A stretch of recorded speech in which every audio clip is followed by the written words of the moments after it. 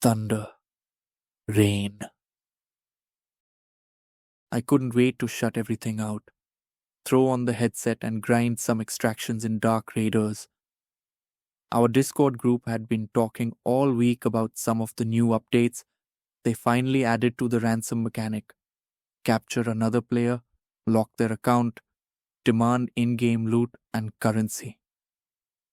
Ultra immersive, the devs called it. A player could only be held for 48 hours and after that, everything resets. During the first 48, the captors could demand a ransom. Loot from your vaulted stash, loot from your friends or rubies, in-game currency for your release. However, via a totally unintentional hack, some teams have figured out how to break the game mode and hold your character indefinitely, opening the extortion racket to include real money. To combat this, the devs introduced an update that allows an opposing player or team to infiltrate a hideout and rescue an abducted player, recovering all of their stolen gear. Needless to say, player count was at an all-time high. I run solo more than I should. I say it's because I don't trust randoms, but the truth is it's just quieter that way. Players mostly just looking to gather resources. Fewer PvP engagements. CrownJul is my tag, but most people just call me Julian or Jul. I loaded into the Giants' graveyard map. It's rainy and half-flooded, the lighting a bruised purple. I looted the first 2 containers, grabbed a tier 2 rifle, and started making my way to the comms tower. That's when I heard it. A voice in the proximity chat, faint, just on the edge of range. Anybody hear me? I held up behind a forklift. Prox chat in Darc Raiders is a minefield. Half the time it's kids lost in the candy store, the other half it's trolls trying to bait you into a kill box. I unmuted my mic, but didn't say anything. Just listened. Please, don't leave. I'm in the yard building. The one with the blue top. Female voice. Not whiny, not streamer happy, just tired. Too tired for a match that just started. I checked the minimap. No pings, no footsteps. Rain drummed against the container roof. Then another voice came through. Male. Filtered with that ridiculous codec some squads use to sound tougher. You stay there. We said 30k or no dice.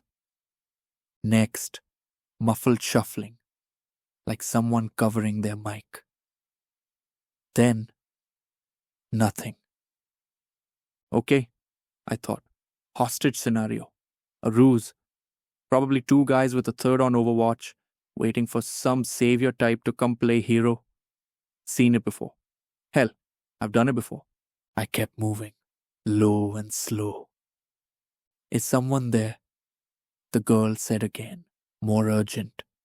I saw you drop in on the west side. I can pay. Just... I exhaled. So they did see me drop in. They want to lure me? Textbook. Yeah, I hear you. Are you close? Instant reply. Too instant. I scanned the factory silhouette ahead. Broken cranes, scaffolding, a top flapping like a torn sail. Please, they've got me in a holding rig. You can shoot the chain and free me. Top level. I almost laughed. Chain shooting was in the patch notes.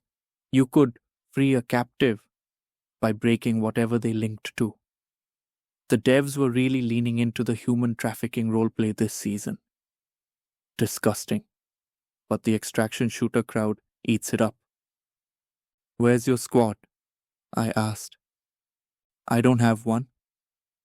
I got grabbed on the bridge. I was just trying to extract. Her breathing came through the mic. Not performative. Just scared. Exhausted. The thing that nagged me strangely was the quality. Proc's chat in this game is compressed to hell. Hers wasn't. There was a clarity to it, like she was on the same LAN. I moved through the yard, cover to cover, watching for the ambush. No movement, no red lasers, just rain. Name. She paused. Sparrow. I immediately pulled up the player list. No Sparrow. A Sparrow _17 in another lobby. A Spa 0 who had already disconnected. Not seeing you. They changed it, she said. He changed it. He? She said nothing. I made it to the outside of the tarp-covered building she was being held in. It was a concrete shell with scaffolding. Puddles in the corners, a flickering industrial light. I could hear her louder now, like she was right above me on the second level. I looked up and saw a portable cage unit high in the air with a glowing chain lock. No guards. Too easy. This is bait, I said, not bothering to mute. Silence. Then her voice faded in and out, like she was leaning away from her mic. No, that was for other people. It's different now. My phone buzzed. My dasher was at the door with the pizza I ordered. BRB. I muted my mic and ran to the door. The box was sitting on the steps. Why do delivery drivers think this is okay? I ran back in and grabbed my headset. You said it's different. How so? You're close. I could hear your footsteps. You were running. I stopped moving. You mean in game? No. There's something you learn in high-stakes gaming. People will lie for loot. They'll fake wanting to be your friend, fake a child crying in the background, fake being a girl, fake being 12, fake a terminal illness, whatever might get you to drop your guard. If that doesn't work, they'll even threaten you.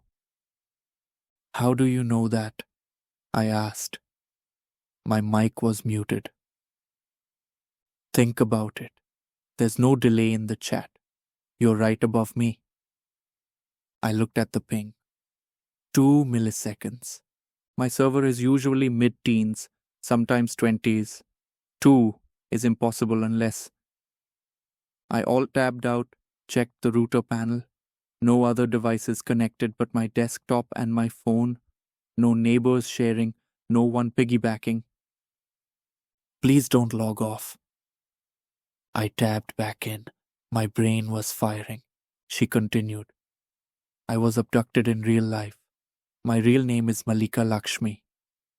I went missing years ago. Look me up. I started searching. The man who abducted me would use me to bait other players, befriend them, and get their info. He would then use that information to hold their accounts ransom for crypto. If I didn't help him, he wouldn't feed me.